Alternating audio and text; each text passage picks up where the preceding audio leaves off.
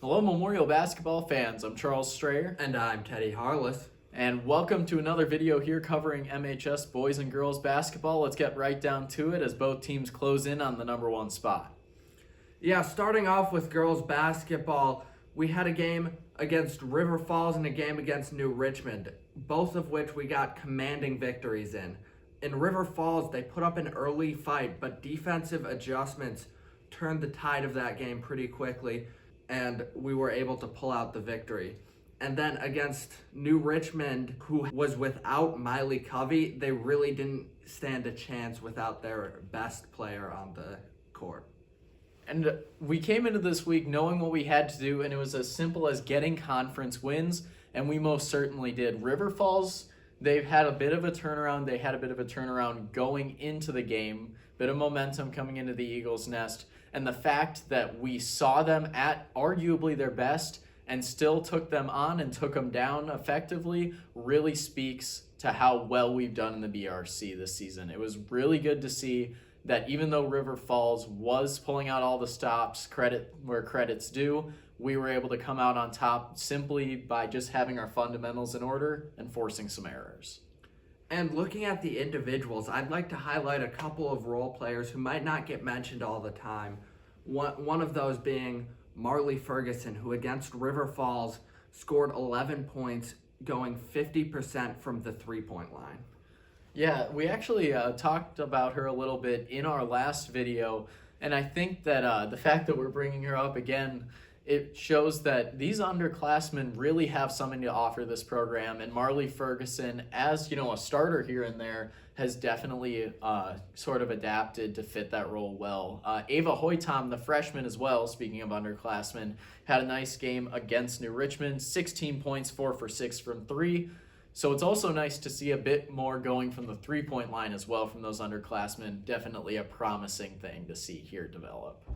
Yeah, for sure. And looking forward, right now we're number one in the BRC. We're close to clinching with a win over Hudson, who we play on Friday after playing Holman on Tuesday, which has likely already happened at the time of this video's release.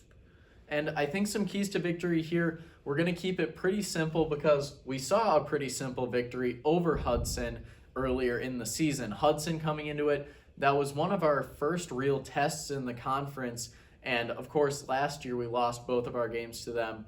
But in most categories, we were able to go just that little bit further and outplay them where it counted. So I think it's going to come down to discipline. We actually lost the turnover battle against Hudson last time.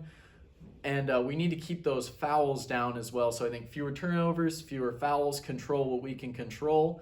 And last time we were able to find our winning formula. So it's just a matter of being able to reciprocate.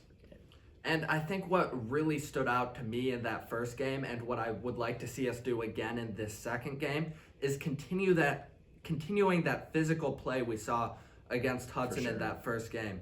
They've got some big players, a lot of size on that team, multiple 6-foot-tall players, and we still saw that Raina Welsh was able to put a great performance with 19 points, and we saw an excellent defensive effort from Ashlyn Schroeder, who was going up against some people who were bigger than her, but still able to lock them down defensively.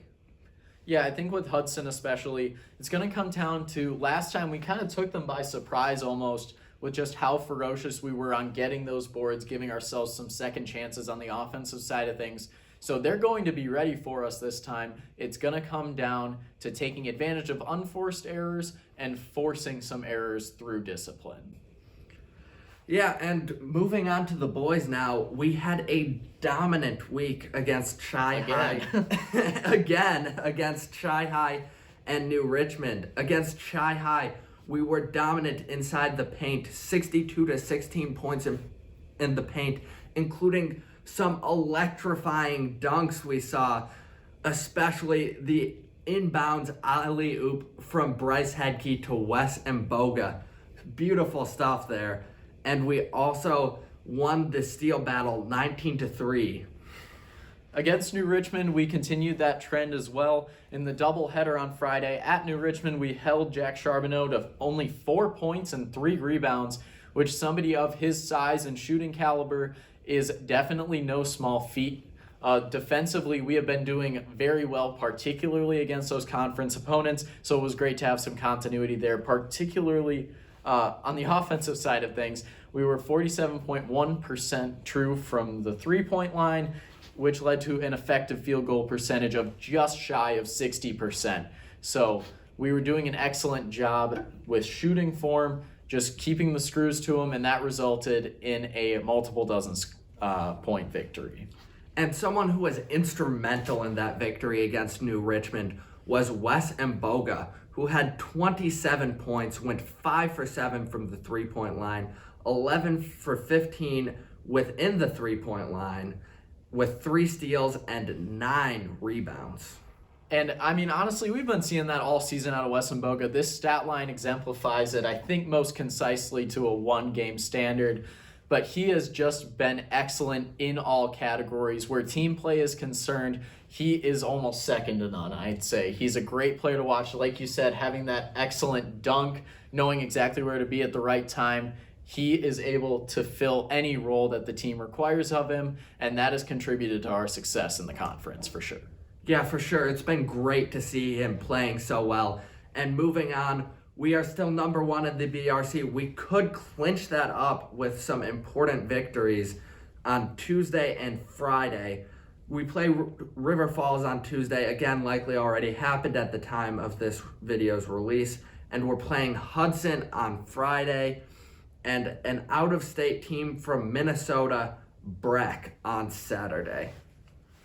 Where Hudson is concerned, on the defensive side of things at Hudson earlier in the year, we were able to contain most of their players to below their averages on the season in terms of scoring points and being a threat offensively in general. However, Jace Matasinski was able to put up 18 points on us in January. So something that's going to be important is containing him. We need those sort of disruptive players like Julius Clark and Bryce Hedke really putting the screws to him, just making sure that he doesn't have a big night, because that can be a big shift in momentum if a guy like that, we know our own Cooper Jesperson, when he's on, the rest of the team is soon to follow. So making sure that stays to a minimum. And while we did see a large point total from Jace Matazinski, we did see some of the starts to containing him that we'd like to see more of in this next game, with the 5 turnovers we forced from him in that last game against them. And looking ahead, we play Breck, Minnesota on Saturday.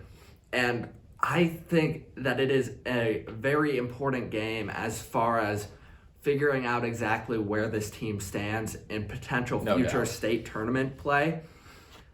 Because while we have been dominant in the conference, we've struggled a bit against these tougher out-of-conference opponents like Linn-Mar, MAS, and Appleton North. We're 1-3 currently against tough out-of-conference opponents.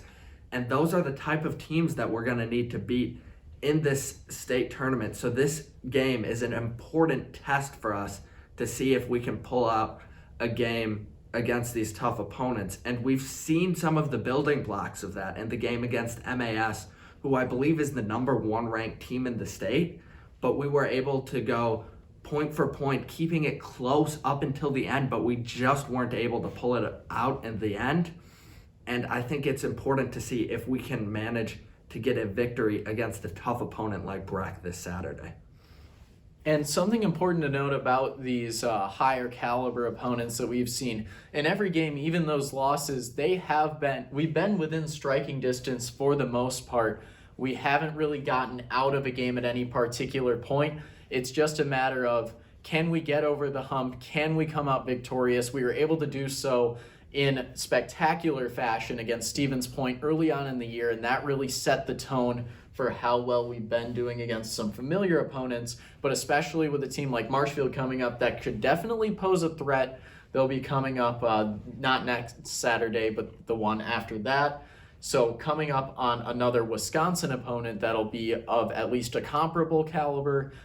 I think you said it best. This will kind of show what we're made of here. An excellent opportunity to see a bit of a preview of the type of team we're going to see in the state tournament, all things willing. Yeah, it should be an exciting week of basketball for both teams here. And as always, Go Abes. Abes.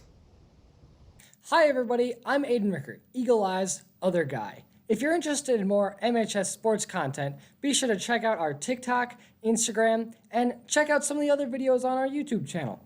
And while you're at it, be sure to like, subscribe, and hit that bell for more. Go Abes!